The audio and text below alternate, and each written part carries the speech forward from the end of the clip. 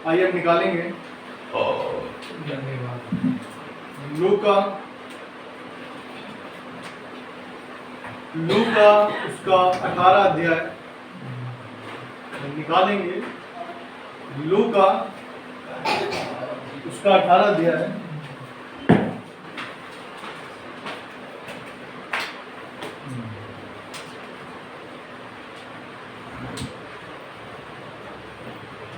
लूका 18 अध्याय उसका 1 से लेकर 8 पद तक हम बारी बारी पढ़ेंगे। लूका उसका 18 अध्याय उसका 1 से लेकर 8 पद तक हम बारी बारी पढ़ेंगे।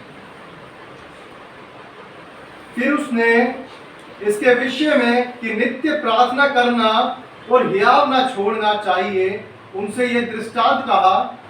किसी नगर में एक न्यायी रहता था जो न तो परमेश्वर से डरता था और न मनुष्य की परवाह करता था। उसी नगर में एक विधवा भी रहती थी जो उसके पास आकर कहा करती थी, मेरा न्याय चुकाकर मुझे मुद्दई से बचा।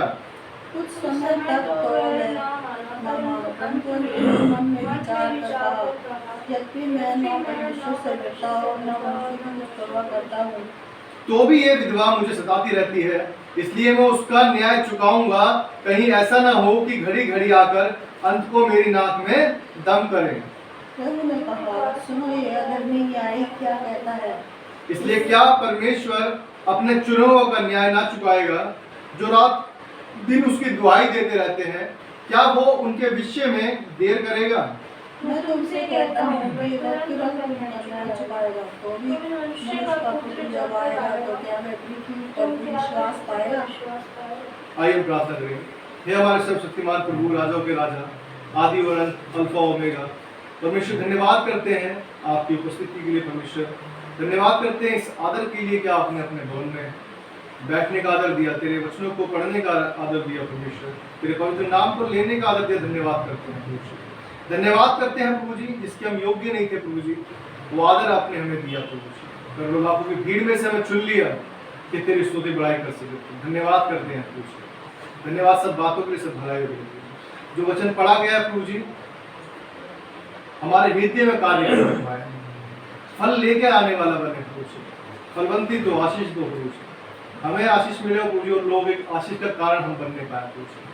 तेरा वचन हर एक के जीवन में गहरा कार्य करे प्रभु जी, हम चलती फिरती बाइबल बन जाए प्रभु जी। दया कर अनुग्रह हर एक के साथ में आप हो प्रभु जी। अपने दास को बुद्धि ज्ञान से समझ दे प्रभु जी, और जो आप चाहते हैं प्रभु जी वही बोलने के लिए सहायता करें। शब्द आपके हो, बोल मेरे हो प्रभु, दया करें अनुग्रह हर एक बात के पक्ष में आपका है। इस छोटी सी विनती प्रार्थना को मानते हैं प्रभु यीशु मसीह के नाम में, दया से सुने और ग्रहण करें। आमीन।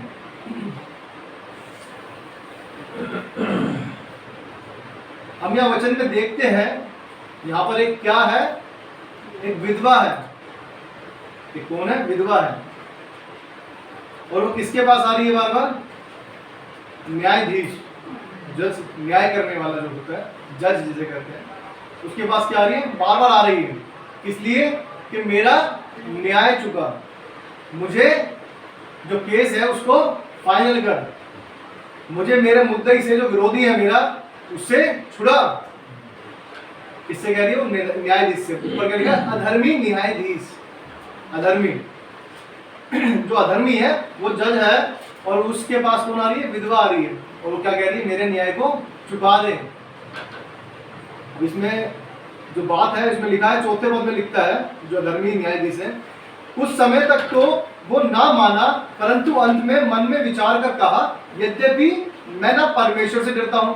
जो न्यायाधीश है वो क्या कह रहा है? मैं ना तो परमेश्वर से डरता हूं और ना मनुष्य की कुछ परवाह करता हूं। ना तो परमेश्वर से डरता, ना मनुष्य की चिंता करता, तो भी ये विधवा मुझे सताती रहती है, इसलिए मैं उसका न्याय चुकाऊंगा, कहीं ऐसा ना हो कि घड़ी घड़ी आकर अंत को मेरी नाक में दम करे।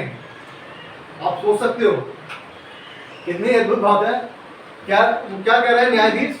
जो अधर्मी है, जो ना परमेश्वर को मानता है और ना ही मनुष्य की कोई परवाह करता है, वो इस बात को कह रहा है कि स्त्री बार बार आ जाती है कि मेरा न्याय चुका, मेरा न्याय चुका। आखिर ये ना करे कि बार बार आके मेरे नाक में दम कर दे, इसलिए मुझे इसका क्या करना पड़ेगा? न्याय करना पड़ेगा जल्दी से। इसे क्या कहते हैं, इसके जो केस है उससे रिहा करना पड़ेगा, जल्दी खत्म करना पड़ेगा, नहीं तो ये पता चलता है रात दिन मेरे पास आके, मेरे दरवाजे पर आके, मेरे घर पर आकर बोले कि भाई मेरा न्याय चुका, मेरा न्याय चुका। तो क्या होता है, इंसान परेशान हो जाता है। और ये भी क्या हो गया है, परेशान हो गया है। बोला ये स्त्री, मैं तो ना परमेश्वर से करता ना मनुष्य को परवाह करता, फिर भी ये मेरे पास आ जाती है कि न्याय चुका, न्याय चुका। ऐसा ना हो कि बार बार इतना आने लग जाए कि मेरी नाक में दम कर दे, इसलिए मैं क्या करूंगा, इसका न्याय चुकाऊंगा। वचन में लिखता है 6 और 7 पद में, परमेश्वर हमसे बातें करना चाहता है। कहता है, प्रभु ने कहा, सुनो ये अधर्मी न्याय क्या कहता है, इसलिए क्या परमेश्वर अपने चुनुओं का न्याय ना चुकाएगा। वो कह रहा है, जब ये अधर्मी न्याय चुकाने की बात क्यों कह रहा है, ये बार बार आ जाती है, ये ना हो कि बार बार आके मुझे परेशान करती रहे, नाक में दम कर दे।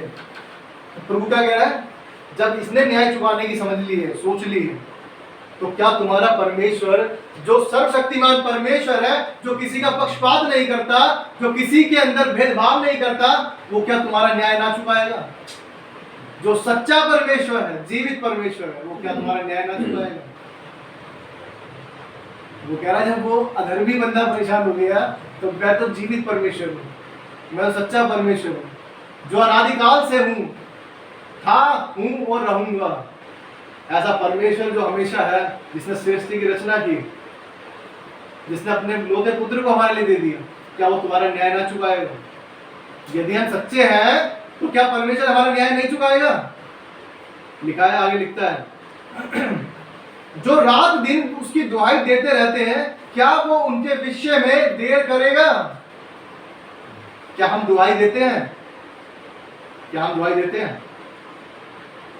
हम क्या करते हैं, इससे लड़ाई हुई, इसका बदला मैं लेके रहूंगा, कोई बात नहीं, यही कहते हैं वो तो, आन दे मेरा मुका भी आन दे, फिर बताऊंगा मैं। ये क्या है, हमारे शब्द होते हैं। इसमें हम क्या करते हैं, हम परमेश्वर को हाथों में नहीं सौंपते हैं, परमेश्वर के हाथों में नहीं सौंपते। किसके हाथ में सौंपते हैं, अपने हाथों में। अपने हाथों में कौन सौंपता है, शैतान। शैतान का काम है, शैतान चाहता है कि आप परमेश्वर के हाथ में ना सौंपे, अपने आप सब कुछ करने लग जाए। अब अपने आप को क्या मानने लग जाए कि मैं न्याय करूंगा, मैं अपने आप देख लूंगा। परमेश्वर का ये काम नहीं है, परमेश्वर का काम है मेरे हाथों में सौंपो। तुम्हारी कितनी बड़ी लड़ाई क्यों ना हो, यदि तुम मेरे हाथ में सौंपोगे तो मैं उसे जीत कर तुम्हें दूंगा, विजय निश्चय तुम्हारी होगी। लेकिन हम क्या करते हैं, अपने हाथों में रखते। भाई बता रही, क्लियर बता रही है, मैं नहीं कह रहा, वचन कह रहा है। क्या कहता है, क्या वो उनके विषय में देर करेगा। हमें देर तो लगती है कि प्रभु कब करेगा, प्रभु कब करेगा। इतने साल तो बीत गए, 1 साल हो गया, 2 साल हो गए, 3 साल हो गए, 4 साल हो गए, 5 साल हो गए, इतने साल हो गए, कब होगा, कब होगा, ऐसा लगा रहता है। लेकिन प्रभु कह रहा है उसके विषय में देर नहीं करेगा। इसका मतलब यह है कि उसकी दृष्टि में वो देर नहीं है, वो अपने समय पर तुम्हें जरूर तुम्हारा प्रतिफल देगा। जो तुमने सब्र रखा है, तुमने धीरज रखा है। पिछले समय देखा याकूब के अंदर पहले अध्याय में क्या करता है, वो हमें परखता है। जो हमारा विश्वास है वो धीरज के द्वारा क्या है, परखता है। हमारे अंदर धीरज कितना है वो देखता है। क्या हमारे अंदर ऐसी बात तो नहीं कि इसने मारा है तो मैं भी उसको मार कर लूंगा, उसने गाली दी है तो मैं भी तुझे गाली दूंगा, तूने मेरा बुरा किया है मैं भी तेरा बुरा करूंगा। ये क्या है, ये परमेश्वर का कार्य नहीं है, ये शैतान का कार्य है। ये शैतान के कार्य है, हमारे कार्य नहीं है, परमेश्वर का कार्य नहीं है। हमारे कार्य ना ही परमेश्वर कार्य, क्योंकि परमेश्वर ने अपने स्वरूप में हमें बनाया था तो हमें भी उसके स्वरूप के अनुसार ही चलना चाहिए था। लेकिन हम किसके अनुसार चल रहे हैं, शैतान के। हल्का सा कुछ बोल दे तो एकदम गुस्से में आ जाते हैं, अच्छा ठीक है तो देखता हूँ बाद में बताऊंगा, एकदम क्या गुस्से में आ जाते हैं। क्यों गुस्से में आ जाते हैं? क्योंकि हमें अपने आप पर कंट्रोल नहीं है, नियंत्रण नहीं है, क्योंकि हमने अपना नियंत्रण परमेश्वर के हाथ में नहीं सौंपा। मैं भी आज से 2010 से पहले बहुत गालियां बकता रहता था, क्योंकि वो मेरे हाथ में नियंत्रण था। मैं कहता था छोड़ दूंगा परमेश्वर, छोड़ दूंगा, अब नहीं निकलेगी, नहीं, जब से मैंने कहना शुरू किया कि परमेश्वर उससे गाली ना निकले, क्षमा करना मुझे, तो गाली निकल गई, खत्म हो गई, क्योंकि मैंने किसके हाथ में छोड़ दिया। जैसे निकली परमेश्वर क्षमा करना, आगे से ना निकले, मुझे क्षमा करना पड़ेगा, फिर आप छोड़ दिया। आज 2023 है, गाली नहीं बकता मैं। कोई बंदा अगर मुझे गाली बके, कितनी भी गाली बक ले, मुझे फर्क नहीं पड़ता, मुझे गुस्सा नहीं आता। वैसा गुस्सा नहीं आता कि मैं उसको आग बबूला होके मारने लग जाऊं। कोई बुरा बोलेगा तो हमें बुरा लगता है, लेकिन गुस्सा नहीं आता कि मैं उसको वापस गाली बक दूं या उसके लिए कुछ उल्टा सीधा बोल दूं, ऐसा कुछ नहीं करता मैं। बकरा है कोई बात नहीं, अच्छी बात। वैसे तो ऐसे काम होते नहीं, कभी बाई चांस हो गया एक अलग बात है, क्योंकि हर तरीके के इंसान क्या है दुनिया में है, घर परिवारों में मिल जाएंगे, गली मोहल्ले में मिल जाएंगे और रिश्तेदारी में मिल जाएंगे, लेकिन हमें कैसा रहना है, हमें पता है हम प्रभु के अनुसार उसके स्वरूप में सिरजे गए हैं। उसने बाइबल में लिखा है, उसने अपने हाथों के द्वारा हमें रचा, अपना रूप हमें दिया, तो फिर हम अपना रूप शैतान के जैसा क्यों बना के फिरें। आजकल लोग घूमते हैं, सींग लगा लेंगे, बस स्टैंड में मिलते हैं, सींग और हेयरबैंड मिलता है, सींग लगे हुए हैं, बड़े अच्छे लगते हैं लोगों को। लोग स्कूटियों पे लेके घूमते हैं, बाइक पे लेके घूमते हैं कि कितने प्यारे लग रहे हैं हम, सच में बड़े प्यारे लग रहे होते हैं, बता रहे होते हैं कि हम शैतान हैं। लाल लाल सीने जल जाएंगी, उसमें लाइटें जलती है, लाइट जलाई और चलते हैं, घूमते हैं। ब्राजील में एक कार्निवल होता है, उसके अंदर क्या है, सब शैतान की रूप बना के चल रहे हैं, ट्रक लंबे चौड़े इतने बड़े बड़े स्टैचू बना रखे हैं शैतानों के। तो आप क्या दिखाना चाह रहे हैं? यही तो दिखाना चाह रहे हैं कि हम परमेश्वर के प्रति प्रेम नहीं है हमारा, हमारा प्रेम शैतान के प्रति है, क्योंकि वो हमें हमारी गलत चीजों के लिए नहीं रोकता। हम शैतान को प्यार क्यों करेंगे? इसलिए तो करेंगे वो हमें नहीं रोकता। हमें जो टोकता है वो हमें अच्छा नहीं लगता। हमारे माता पिता हमें टोकते हैं, हमें लगता है अरे हम जा रहे हैं तो टोक रहे हैं, यार पापा जल्दी आना बेटा, 10 बजे से पहले घर पे आ जाना, ज्यादा रात को बाहर बेकार है, ठीक। अरे पापा यार जाते जाते टोक देते हैं। दोस्तों से बोलेंगे अरे पापा ने टोके, बोल रहे 10 बजे तक आ जाना यार, कोई मतलब है यार। लेकिन आप यकीन नहीं मानेंगे, टोकता वही है जो आपसे प्रेम करता है, शैतान नहीं टोकेगा। वो बोलेगा जा लापरवाह की तरह, बेपरवाह की तरह जो करना है तो करता रहे, खुश हो आराम से। हमें न्याय परमेश्वर के हाथ में सौंपना है, प्रेम करने वाला परमेश्वर हमारा। आगे लिखा है, मैं तुमसे कहता हूं वो तुरंत उनका न्याय चुकाएगा, तुरंत। उसके लिए जो समय है वो उसके लिए तुरंत है। हमें लगता है देर हो गई है, लेकिन वो परमेश्वर के लिए क्या है, तुरंत है। वो अपने नियम के अनुसार, अपने समय के अनुसार हर एक काम को करने वाला परमेश्वर। और जो उसका समय होता है वो क्या होता है, परफेक्ट होता है, सिद्ध होता है। आगे लिखा है, तो भी मनुष्य का पुत्र, आपसे पूछ रहा है, तो भी मनुष्य का पुत्र जब आएगा तो क्या वो पृथ्वी पर विश्वास पाएगा? तो पूछ रहा है कि जब मनुष्य का पुत्र आएगा तो क्या पृथ्वी पर विश्वास मिलेगा उसे? क्यों पूछ रहा है वो?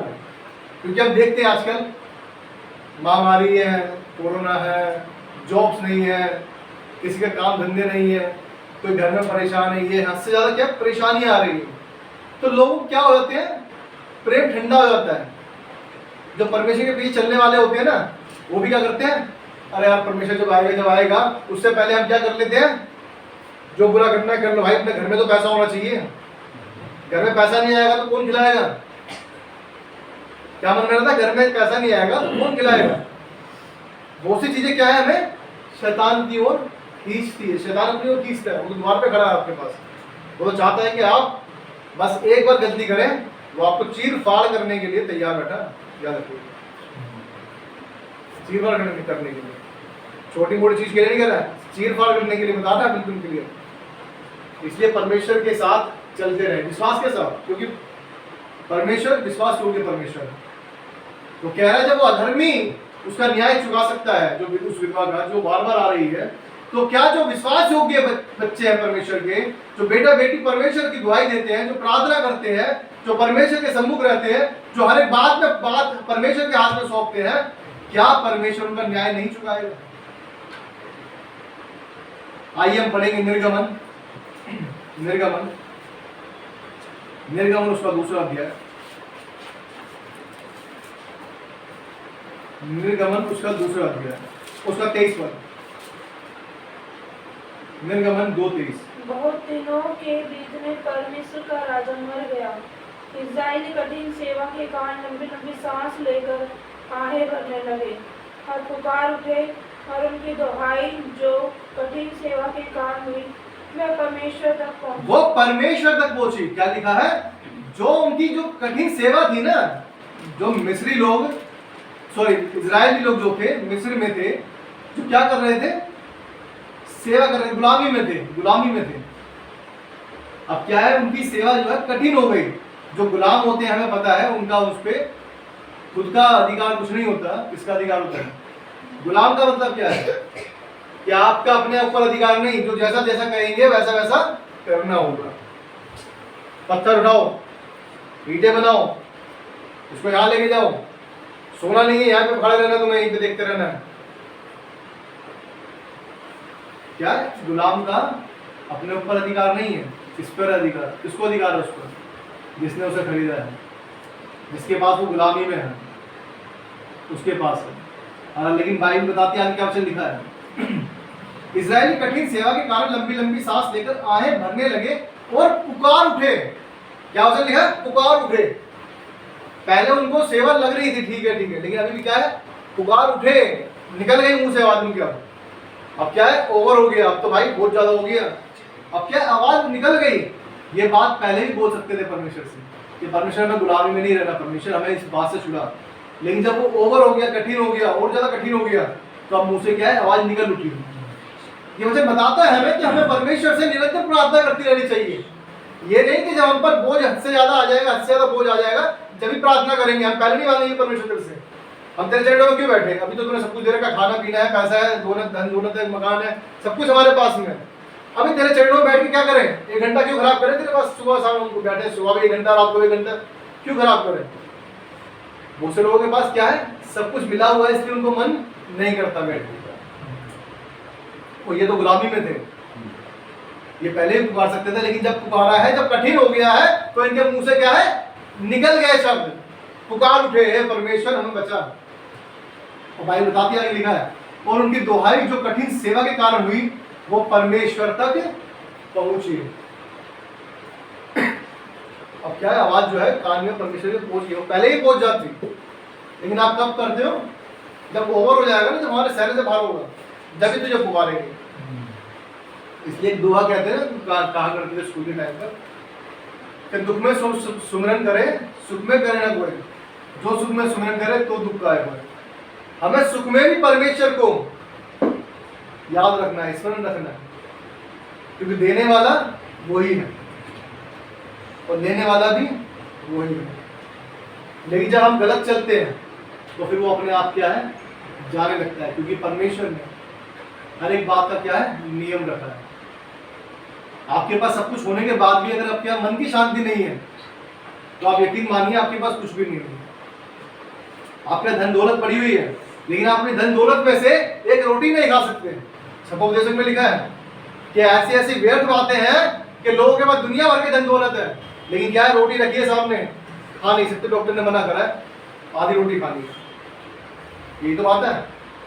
एक बीमारी आना परमेश्वर के आश्चर्य कर्म के लिए एक अलग बात है। जो अंधा था जन्म से, उसको परमेश्वर ने चंगा किया, क्योंकि परमेश्वर की महिमा उससे होनी थी। लेकिन जो मनुष्य अपने आप में समझता है कि मैं सब कुछ अपने आप में, जो राजा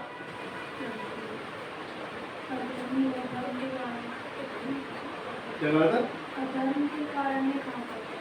अधर्म के कारण नहीं खा पाते, जो परमेश्वर के सम्मुख नहीं चलते जानकर, जो परमेश्वर को नहीं जानते, सोचते हैं कि परमेश्वर है ही नहीं, ये दुख भी उन्हीं के पास आते हैं कि वो उसमें से खा नहीं पाते। लेकिन जो परमेश्वर के लोग हैं, चाहे उनका धन दौलत हो, वो नम्र होते हैं। फिर भी उनके पास आपको देख के लगेगा नहीं कि इसके पास इतनी धन दौलत होगी।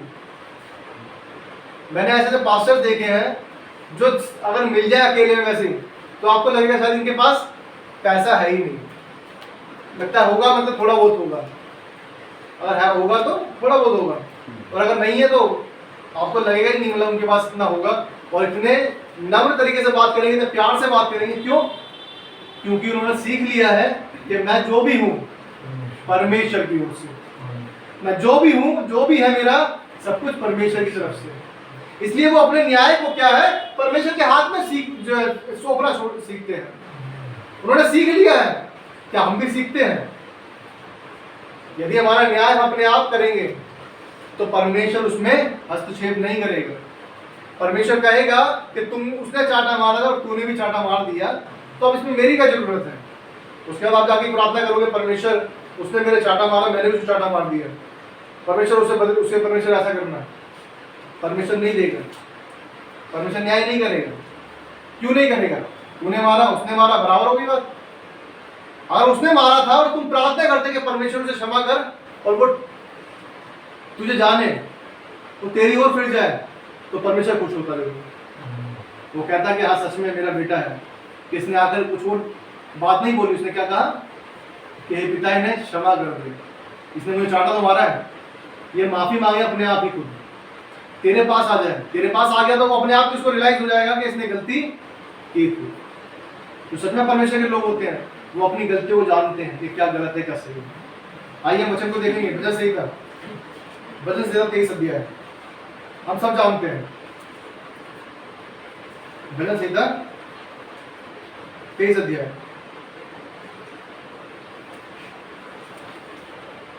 भजन संहिता 23 अध्याय और उसका 5 पद। तू मेरे सताने वालों के सामने मेरे लिए मेज बिछाता है, तूने मेरे सिर पर तेल मलाया, मेरा कटोरा उमड़ गया। तू मेरे सताने वालों के सामने मेरे लिए मेज बिछाता है।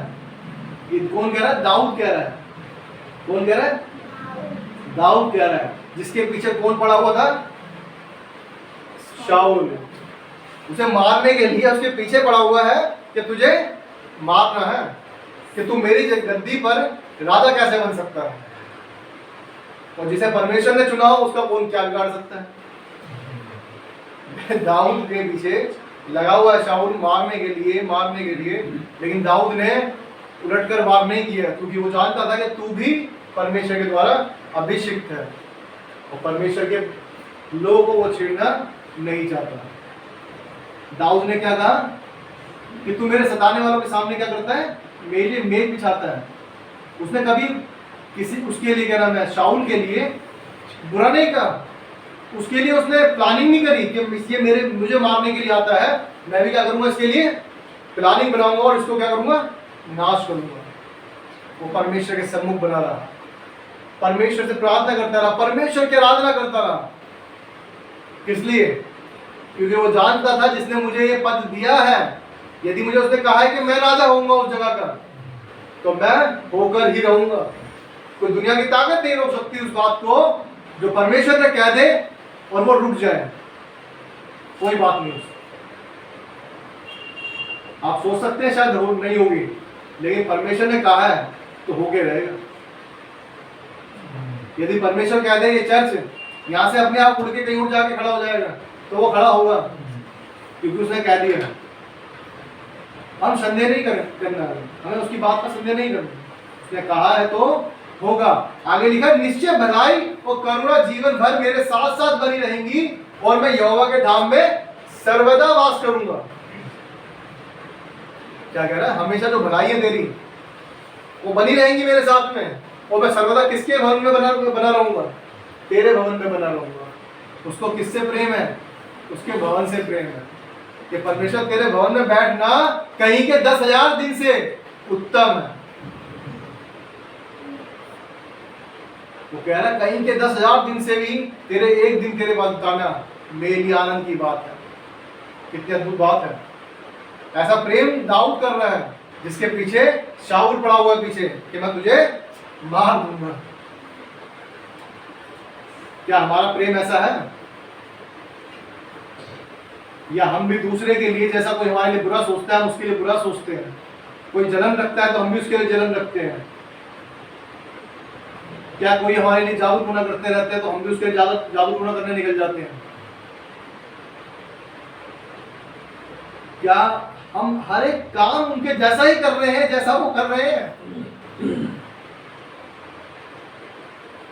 यदि हम परमेश्वर के हैं तो हम ऐसा कोई काम नहीं करेंगे, क्योंकि हमारे लिए सबसे बड़ा हथियार कौन सा है? प्रार्थना। हम प्रार्थना करेंगे। हम आराधना करेंगे, जब हम आराधना करते हैं, परमेश्वर के गीत गाते हैं आनंद होकर, आनंदित होकर, तो आप यकीन मानिए शैतान परेशान हो जाता है। वो कहता है ये क्या हो रहा है इसको, वो सोचता है कानों में उसके दर्द होता होगा, अरे बंद कर ले इसको, बंद कर ले इसको। लेकिन कहां पर आनंद होता होगा? स्वर्ग में आनंद होता है, स्वर्ग में आनंद होता है। परमेश्वर सुनता है कि मेरा बेटा मेरे लिए भजन गा रहा है। उसके दूत क्या है? हमारी रक्षा करते हैं। शैतान की औकात नहीं कि वो हमारे पास हाथ भी लगा सके। कितने दूर बात है। क्या हम अपना न्याय परमेश्वर के हाथ में सौंपते हैं? अपने आप सोचते हैं करना, अपने आप करने की सोचते हैं। यदि परमेश्वर के हाथ में सौंपेंगे तो विजय निश्चय मिलेगी, विजय निश्चय मिलेगी। तो क्या है, वो अधर्मी न्यायाधीश इस बात से परेशान हो गया है, बार बार विधवा आती है तो मैं इसका न्याय चुका दूं, कहीं ये ना मेरे नाक में दम कर दें। तो हमारा परमेश्वर तो सच्चा परमेश्वर है, विश्वास योग्य परमेश्वर है और ना बदलने वाला परमेश्वर है, पक्षपात नहीं करने वाला परमेश्वर है। ऐसा परमेश्वर जो कभी झूठ नहीं बोलता, ऐसा परमेश्वर जो कभी बदलता नहीं, क्या वो हमारा न्याय नहीं चुकाएगा? यदि हमने उसके नाम के कारण इतना सा दुख उठाया है तो परमेश्वर हमें इतने का अधिकार करने वाला परमेश्वर, इतने का अधिकारी करने वाला परमेश्वर इतना हमारे साथ करेगा। यदि हमने उसके नाम के कारण एक चाटा खाया है तो परमेश्वर उसका हमें प्रतिफल देने के लिए तैयार है। वो कहता है इसको आनंद की बात समझो, यदि तुम मेरे नाम के कारण सताए जाते हो तो इसको क्या करना है? आनंद की बात समझो। आनंद, तुम्हें आनंदित होना है। अरे परमेश्वर तेरे नाम के कारण मुझे ये दुख हुआ, सच में प्रभु मुझे बड़ा आनंद है कि मुझे पता है स्वर्ग में तूने मेरे लिए बड़ा प्रतिफल रखा है। जो लोग धरती के हैं, जो लोग शैतान के हैं, उनका सिर्फ जीवन धरती तक का रहता है, लेकिन जो परमेश्वर के लोग हैं उनका जीवन इस धरती पर भी है और स्वर्ग के लिए उनको आशा है कि वो आश जब परमेश्वर आएगा, प्रभु यीशु मसीह आएगा तो वो क्या करेगा? बादलों पर हमें ले जाएगा, हम उसके साथ बादलों पर जाएंगे, नीले आसमान के पार जाएंगे, मेरा यीशु मसीह रहता जाएंगे। गाना बड़ी जल्दी गा लेते हैं, हम नीले आसमान के पार जाएंगे, लेकिन नीले आसमान के पार जाएंगे वैसे काम भी कर रहे हैं या नीले आसमान वहीं पे रह जाएंगे और हम यहीं पे रह जाएंगे? ऐसा तो नहीं है। हमें जीवन बदलना है ताकि दूसरों का जीवन बदल सके। जब ये जीवन हमारा भी ऐसे ही रहेगा तो उनका जीवन भी वैसे ही रहेगा। हम निकालेंगे दानियल, हम देखेंगे कि किस तरह से हम अपने न्याय को कैसे हम सॉल्व करते हैं या परमेश्वर सॉल्व करता है। दानियल उसका 6 अध्याय, दानियल उसका 6 अध्याय और उसका 10 पद, 6 का 10, दानियल 6 का 10 पद, 6 का 10। जब दानियल को मालूम हुआ कि उस पत्र पर हस्ताक्षर किया गया है, तब वह अपने घर में गया, जिसकी उपरोटी कोठी की खिड़कियां यरूशलेम की ओर खुली रहती थी, और अपनी रीति के अनुसार जैसा वह दिन में 3 बार अपने परमेश्वर के सामने घुटने टेककर प्रार्थना और धन्यवाद करता था, वैसे ही तब भी करता रहा। क्या लिखा है? किसके? परमेश्वर के सामने घुटने टेककर प्रार्थना और धन्यवाद करता था, वैसा ही तब भी करता रहा। दानियल को क्या पता चला कि उसको सिंहों की मांद में डाल दिया जाएगा, सिंहों की मांद में डाल दिया जाएगा। सिंह कैसे होते हैं? क्या प्यार आते ही हमारे नीचे उतरते ही, जैसे मांद है ऊपर नीचे फेंक दिया हमें, तो शेर क्या करेंगे? आके हमारी सेवा करेंगे क्या? हमारी सेवा करेंगे क्या? हम नीचे शेर के पास जाएंगे, चिड़ियाघर में जाते हैं, शेर देखे होंगे हमने, तो चिड़ियाघर में शेर होते हैं तो हम क्या करते हैं? जंग उसमें जाल में से ही करते रहते हैं, डंडी करते रहेंगे, पत्थर मारते रहेंगे। लेकिन कोई कहे कि भाई थोड़ा अंदर जाके छेड़ के आओ उसको, तो जाएगा कोई छेड़ने? मुझे तो लगता नहीं कोई छेड़ने जाएगा। हाँ, और मुझे लगता है शेर तो बहुत दूर की बात है, अगर 10-12 कुत्ते हैं की जगह पर और उनके बीच में भी अगर कुत्ते फाड़ने वाले हैं या काटने वाले हैं तो वो कुत्तों के बीच में नहीं जाएगा, एक कुत्ते के पास भी नहीं जाएगा। ये तो शेर की बात है। और शेर की मान में कितने शेर थे हमें नहीं पता, 2 भी हो सकते हैं, 4 भी हो सकते हैं, 6 भी हो सकते हैं, 10 भी हो सकते हैं। लेकिन दानियल ने क्या करा आप सोच सकते हैं, जो लोगों ने चुगली करी थी उसकी कि ऐसा ऐसा करेंगे और इस तरह से इसको क्या करेंगे, फंसा देंगे, तो क्या दानियल लड़ने गया उनसे कि तुमने मुझे फंसाया, मेरे चक्कर में तुमने ये कर दिया, मुझे इस तरह से राजा की गलत शब्द लेके साक्षी पत्र पर साइन करवा लिए, तुमने मुझे शेर की मान में डालने के लिए वो कर दिया, लड़ने गया था दानियल? दानियल के लिए क्या लिखा हुआ? दानियल लिखा है दानियल के वचन में, जब दानियल को मालूम हुआ कि उस पत्र पर हस्ताक्षर किया गया है, किसने? राजा ने। जो राजा साइन कर देता है ना, फिर वो करना ही पड़ेगा, अब तो करना ही पड़ेगा। तब वो अपने घर में गया जिसकी उपरोटरी कोठरी की खिड़कियां यरूशलेम की ओर खुली रहती थी, और अपनी रीति के अनुसार जैसा वो दिन में 3 बार अपने परमेश्वर के सामने घुटने टेक कर प्रार्थना और धन्यवाद करता था, वैसा ही तब भी करता था। 3 बार करता था, 3 बार तो उसकी रीति थी कि 3 बार करूंगा मैं, और शेर की मान में डाल दो, क्या मुझे आज ऊपर से छत से फेंक दो, मैं अपनी प्रार्थना क्या है 3 बार जो करता था वैसे ही करता रहूंगा, चाहे तुम मेरे साथ कुछ भी करो। क्या शेर उसे खा पाए? दानियल को शेर क्या टच भी कर पाए? नहीं कर पाए, नहीं कर पाए। क्यों नहीं कर पाए? क्योंकि उसने अपना न्याय किसके हाथ में दिया? कि परमेश्वर वो तो निर्बुद्धि है जिन्होंने ये काम किया, लेकिन परमेश्वर मैं तेरा जो करता हूं, जिस तरह से प्रार्थना तुझसे, जिस तरह तेरी आराधना करता हूं उस तरह से ही करता रहूंगा, मेरे लिए तू पहले है। और उसका परमेश्वर का उनके जीवन में पहले होना क्या दिखाता है? शेरों ने उसको टच तक भी नहीं किया, खरोच तक भी नहीं आई। सोचने वाली बात, क्योंकि न्याय उसने अपने हाथ में नहीं लिया, वो तलवार लेकर निकल नहीं गया, किसने मेरी चुगली करी है तो मुझसे मेरे झूठे नाम में फंसाया, मैं उसे मार दूंगा, ये कर दूंगा, लड़ने नहीं गया वो, लड़ने नहीं गया। भाई बताती है, लिखा है दारा को ये अच्छा लगा कि अपने राज्य के ऊपर 120 ऐसे अधिपति ठहराए जो पूरे राज्य में अधिकार रखे, और उनके ऊपर उसके 3 अध्यक्ष जिनमें से दानियल एक था। 120 क्या थे? अधिपति, जो उसको क्या है, राज्य को क्या है, चलाएंगे। और उन 120 लोगों को देखने के लिए कौन बंदा था? उनमें से एक दानियल था। आप सोच सकते हो कितना उसके पास अधिकार था। राजा ने उसको 3 बंदों से ठहराया है, इसका मतलब उसके अंदर कुछ क्वालिटी थी, जब भी ठहराया 3 बंदों को। वो चाहता तो जाके राजा से भी बहस कर सकता था कि राजा तूने मुझे ऐसे क्यों गलत उनकी बातों को सुनकर मुझे फंसाया है, तूने क्यों साइन किया इस बातों पर। वो लड़ सकता, नहीं लड़ा उसने, बोला ये तो दुनियावी लोग हैं, मेरा परमेश्वर जो इस सृष्टि का बनाने वाला है वो सब कुछ बदल सकता है। इसमें क्या हुआ, राजा की बात भी पूरी हो गई।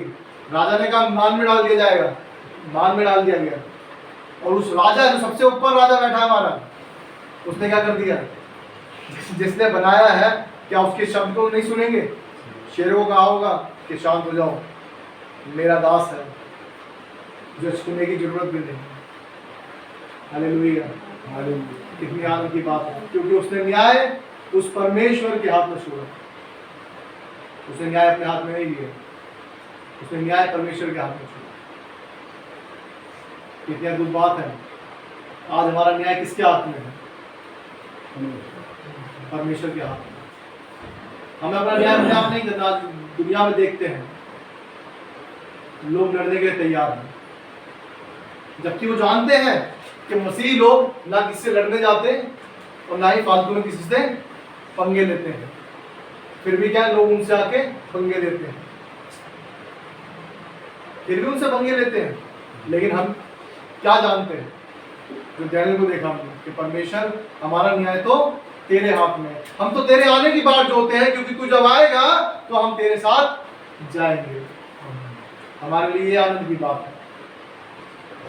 हमारे लिए ये आनंद की बात है। भाई बता रही है, लूका में हमने देखा, ये एक बार इसको ही पढ़ लेते हैं हम। राजा को भी दुख था इस बात का कि दानियल ना मरे। 20 पद में लिखा है, जब राजा गड्ढे के निकट आया तब शोक भरी वाणी से चिल्लाने लगा और दानियल से कहा, हे दानियल, हे जीवते परमेश्वर के दास। क्या कहा उसने? हे जीवते परमेश्वर के दास, क्या तेरा परमेश्वर जिसकी तू नित्य उपासना करता है तुझे सिंगों से बचा सका? तब दानियल ने राजा से कहा, हे राजा, तू युग युग जीवित रहे। मेरे परमेश्वर ने अपना दूत भेजकर सिंगों के मुंह को ऐसा बंद कर रखा कि उन्होंने मेरी कुछ भी हानि नहीं की। इसका कारण यह है कि मैं उसके सामने निर्दोष पाया गया, और हे राजा, तेरे सम्मुख भी मैंने कोई भूल नहीं की। क्या कह रहा है? मैं अपने परमेश्वर के सामने क्या था? निर्दोष था। निर्दोष वही होता है जो अपने आप न्याय नहीं करता। उसने गाली बकी, मैंने गाली बक दी, तो मैं निर्दोष कहाँ रहा? मैंने भी तो उसके जैसे ही पाप कर दिया। लेकिन उसने गाली बकी और मैंने परमेश्वर के हाथ में छोड़ा कि परमेश्वर इसे तो बदल दे।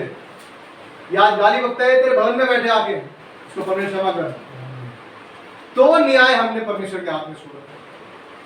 सभी तो छोड़ा। और क्या बाइबल में बताया, क्या लिखा है? उसने दूतों को भेज दिया और सिंहों के मुंह को क्या कर दिया? बंद कर दिया। हम तो गाली का बदला गाली से लेते हैं, थप्पड़ का बदला थप्पड़ से लेते हैं। तू एक मारेगा, हम दो मारेंगे। यही तो आजकल लोग कहते हैं। कोई बेटा कोई दिक्कत नहीं, तू मुझे मारे, मैं तेरा दो मारूंगा। मैंने ऐसे लोगों को पिटते हुए देखा है, यकीन नहीं मानोगे। मैं ऑफिस जहाँ ऑफिस में है मेरा, कभी लड़ाई हुई होगी किसी की किसी से। मैं गलती से घूम रहा था खाने के बाद, लंच करने के बाद ऐसे ही घूमता हूँ। बहुत सारे लड़के आए और एक बंदे को इधर से झावड़े से मारा। थोड़ी देर में खून खान करके निकल गया, मतलब खून निकल गया। चलो भाई, अब इसने मार दिया, अब अगली बार जब वो मिलेंगे उनमें से कोई, तो फिर ये मारेंगे। इस तरह क्या चलता रहेगा?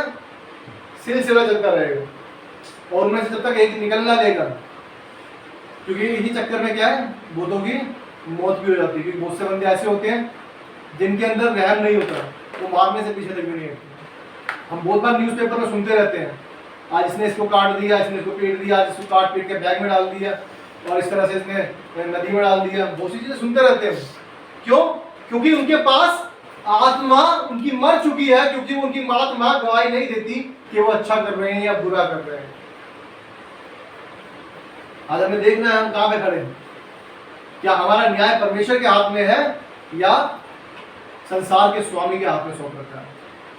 याद रखिएगा, संसार का स्वामी शैतान है, और शैतान आग में जलाया जाएगा।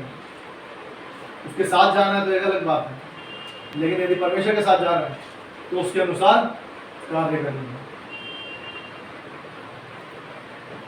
हम परमेश्वर का वचन लूका 18 अध्याय और उसका 7 और 8 पद, 6, 7 और 8 पद पढ़ के आराधना में जाएंगे। उन्होंने कहा, सुनो यह अधर्मी न्याय क्या कहता है। इसलिए क्या परमेश्वर अपने चुनावों का न्याय ना चुकाएगा, जो रात दिन उसकी दुहाई देते रहते हैं? क्या वो उनके विषय में देर करेगा? मैं तुमसे कहता हूँ, वो तुरंत इनका न्याय चुकाएगा। तो भी मनुष्य का पुत्र जब आएगा तो क्या वो पृथ्वी पर विश्वास पाएगा? आज हमें देखना है हम कितने विश्वास में हैं। क्या हम उस परमेश्वर के हाथों में सौंप रहे हैं? क्या हम विश्वास योग्य हैं? क्या हमारा परमेश्वर, हम विश्वास करते हैं कि हमारा परमेश्वर हमारी ओर देख रहा है कि हम अच्छा कर रहे हैं या बुरा कर रहे हैं? हमारी दृष्टि कैसी है? हमारे हाथ क्या गलत काम कर रहे हैं? हमारे पैर किस जगलों में जा रहे हैं? हमें देख रहे हैं आज क्या हमारा परमेश्वर, जो सच्चा परमेश्वर है, दयालु परमेश्वर है, जो कभी ना बदलने वाला परमेश्वर है, क्या हम उसके लिए विश्वास योग्य हैं? जैसा दानियल ने कहा कि मैं निर्दोष पाया गया, किसके नजरों में? परमेश्वर की नजरों में। क्या हम निर्दोष हैं? क्या हम अपने हाथों को उन पाप करने से रोकते हैं, आंखों को रोकते हैं, पैरों को रोकते हैं, विचारों को रोकते हैं? हमें देखना है कि परमेश्वर तू हमारा प्रथम और अंतिम तू ही होना चाहिए, बाकी और कुछ नहीं होना चाहिए। आइए हम आराधना में जाएंगे। परमेश्वर का वचन पढ़े जाने और सुने जाने पर बहुत आशीष हो। आमीन।